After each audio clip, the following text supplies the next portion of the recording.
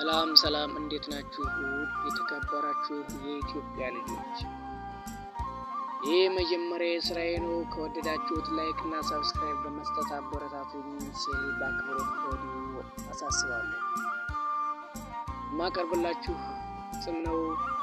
የግጥሜ ርዕስም የአፍሪካ እናት።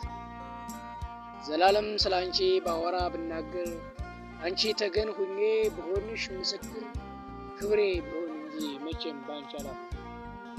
አንቺው ተፈጥሬ ላንቺ ምኖርልሽ፣ ታሪክሽን ሳወራ ሁሌም አላፍርብሽ፣ ሰንደቅሽን ሰቅዬ የተከበርኩብሽ፣ ማማ ሀገሬ አፍሪካ ተምሳሌት፣ የዓለም ሕዝብ ቢቀምር ቢያወጣብሽ ስሌት፣ አዋርዶ ሊያወርድሽ ቢሮጥም ቀን ከሌት፣ ሂሳብ አወራርዶ በቀመረው ቀመር፣ ትልቅ ጉድጓድ ምሶ ዘመናት ሲቆጥር፣ በቆፈረው ጉድጓድ እሱ ሲገባበት፣ አርማዋ ከፋለ ይቺ የአፍሪካ እናት፣ አርማዋ ከፋለ ይቺ የአፍሪካ እናት።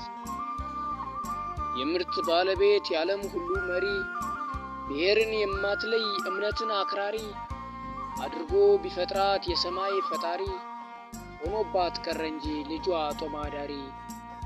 ጎረቤት ሲበላ ልጇ እየተራበ፣ ልጇ እየነደደ ያ እየጠገበ፣ ይህም ሲጠራሞት ያ ቤት ሲሰራ፣ ልጇ ካፋፍ ቆሞ ሞትንም ሲጣራ፣ በበላበት ሞሰብ እያሴረ ሴራ፣ ቀመሩን አድሶ ያወጣውን ስሌት፣ በደሏን አየና አምላክ አጠፋበት። ከሀገሬ እንግልት ስቃይዋም አለፈ፣ የጠላት ቀመሩ ሴራውም ከሸፈ ብለን ስናወራ ዳግመኛ ተነሰው፣ የንጹሐን ዜጎች ደማቸውን አፈሰው፣ ብሔርን ከብሔር ከፍለው እያዋጉ፣ ጀግኖች እያለቁ መድኖች አሉ፣ ጀግኖች እያለቁ መድኖች አሉ።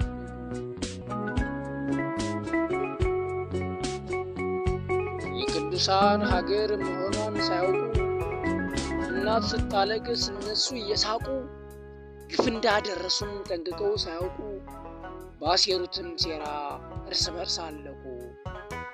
ለአምላክ ስትነግረው እምባ እያፈሰሰች፣ በየዋህነቷ ሁና ከሰው በታች፣ አንገቷን ስትደፋ ለልጇ እያሰበች፣ ልጇን ያጠገበች መስሎም እየታያት፣ የልጇ እያዘነች ስትኖር ለዘመናት፣ ልጇን ሳታስበው አጣችው በአንድ ሌት።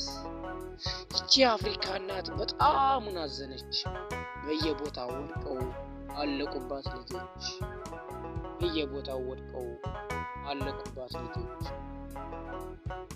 ልጆቿን እያየች አሞራ ሲበላ፣ ደማቸውም ሲፈስ ባህሩ ሲሞላ፣ አጥብቃ ተጣራች ወገን ድረስ ብላ። እስከ 2014 ቢበዛም ስቃይዋ፣ በ2015 ከፍ ይላል አርማዋ ተብሎ ተተንብዮ በሊቀ ጳጳሳት። የናፈቀችው ቀን ጊዜው ሲደርስላት፣ ድምጿን ታሰማለች ይቺ የአፍሪካ እናት፣ ድምጿን ታሰማለች ይቺ የአፍሪካ እናት።